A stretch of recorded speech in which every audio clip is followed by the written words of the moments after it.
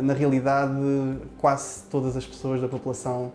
têm algum grau de bruxismo e, mais uma vez, não é anormal ter bruxismo. O que é talvez anormal é quando esse bruxismo acaba por superar níveis que são considerados funcionalmente normais e então diz que a pessoa tem uma parafunção, que é um bruxismo muito exacerbado, o que em alguns casos pode levar a sintomas como dores de cabeça, sensibilidade dentária por desgaste dentário, portanto há todo um conjunto de alterações que podem ocorrer quando isso não está controlado ou quando está acima de valores normais. O bruxismo não é uma doença. Como disse, o bruxismo ocorre em quase toda a população, portanto, na realidade, é uma função que faz parte das funções normais do ser humano. No entanto, realmente, quando não está controlado, causa problemas. O controle do bruxismo não é fácil, porque implica